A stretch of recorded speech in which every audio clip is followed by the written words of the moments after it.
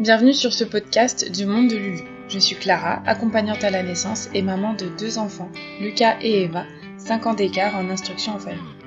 J'ai créé ce podcast pour parler de façon positive de la grossesse, de l'accouchement et de parentalité. Le but, c'est d'écraser les clichés pour reprendre confiance en soi et en son corps. Tu trouveras ici des témoignages personnels, des réflexions professionnelles, des discussions intimes ainsi que des interviews. Et ce, en toute bienveillance. Sache que chacun de ces épisodes sont le fruit de mon propre cheminement, autant personnel que professionnel. Je te propose de m'y accompagner au fil de tes envies. Je te souhaite une belle écoute. Bonjour à toi, aujourd'hui je voulais parler de comment accoucher naturellement à la maternité.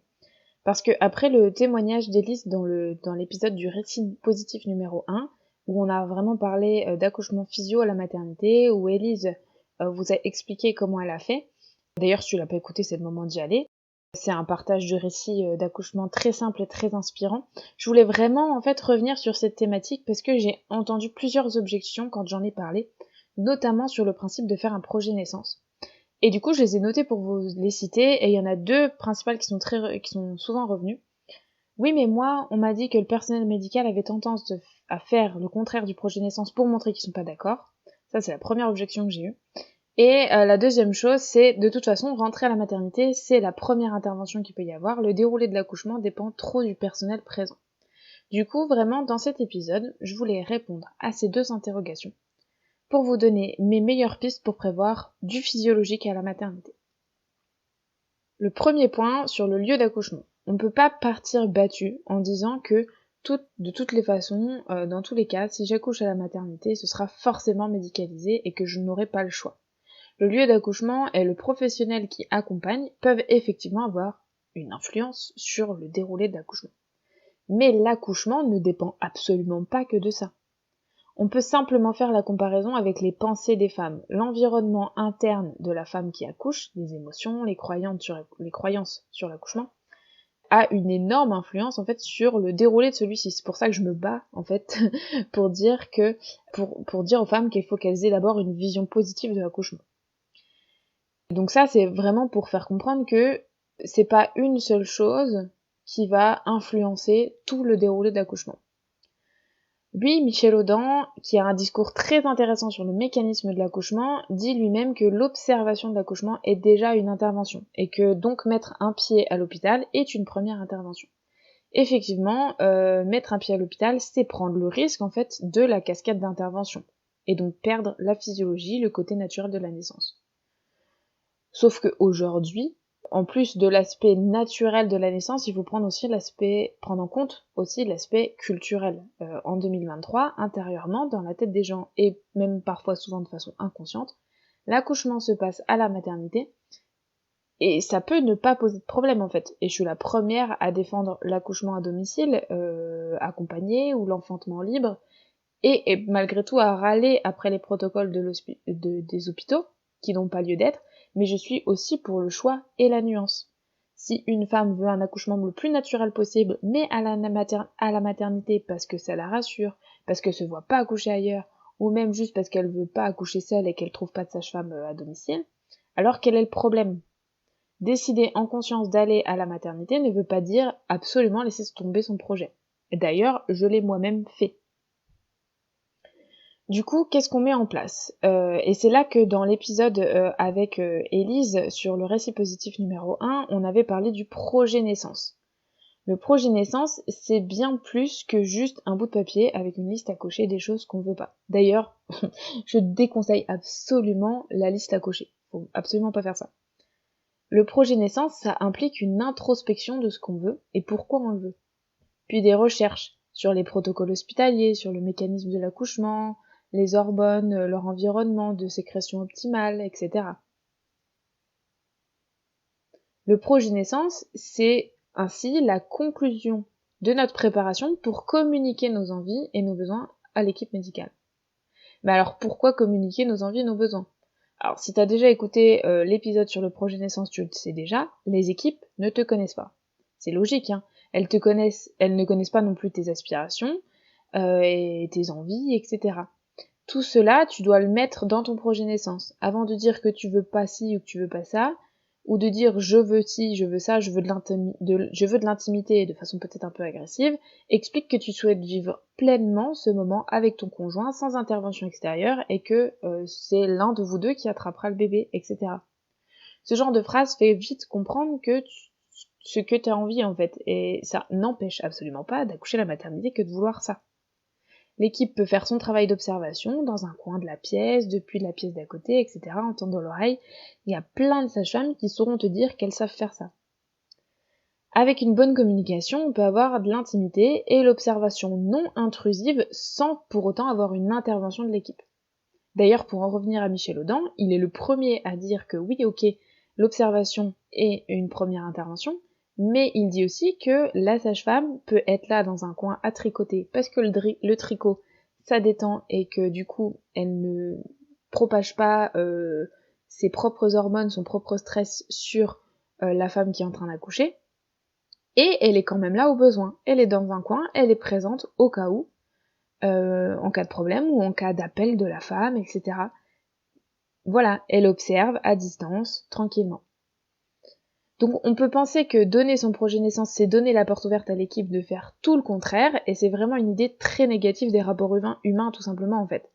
Et j'ai vraiment reçu beaucoup de messages privés sur les réseaux sociaux qui allaient dans ce sens-là. J'ai trouvé ça assez particulier de partir vraiment, encore une fois, de partir battu dès le début, quoi.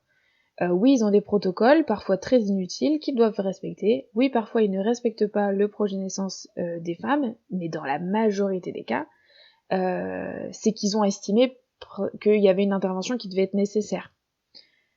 Et le problème ne vient pas forcément d'eux, de leur compréhension du projet de naissance, etc., mais parfois ça vient de leur formation, de la compréhension de la physiologie, etc. Le choix des intervenants, ensuite, il nous appartient. C'est-à-dire que lors de la présentation de notre projet de naissance, on peut au final se diriger vers une autre maternité. Effectivement, il faut avoir le choix, mais et le jour J, on peut demander une autre sage-femme si celle qui est en train de s'occuper de nous, là, ne nous convient pas. Mais si on communique bien en amont, si on fait un projet de naissance qui est agréable à lire, qui n'est pas agressif et qui explique bien ce dont on a envie et pourquoi on en a envie, il n'y a pas de raison que ça se passe mal. Pour conclure, est-ce qu'on peut vraiment accoucher de manière naturelle ou physiologique à la maternité? Ma réponse est oui, encore une fois, je l'ai fait. Élise, dans le podcast, le récit numéro 1, l'a fait, et vous verrez d'autres récits qui vont dans ce sens-là, parce que vraiment, j'en ai fait ma spécialité, accompagner les femmes qui veulent accoucher à la maternité de façon physiologique. Et d'ailleurs, dans le nombre de femmes que j'ai accompagnées, les 3/4 ont accouché de façon physiologique à la maternité. Et d'autres ont accouché tout simplement chez elles ou en maison de naissance, etc.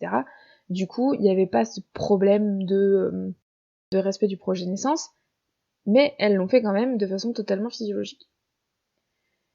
Du coup, le dernier conseil que je peux te donner, et je voulais vraiment faire un rapide épisode, hein, parce que je voulais pas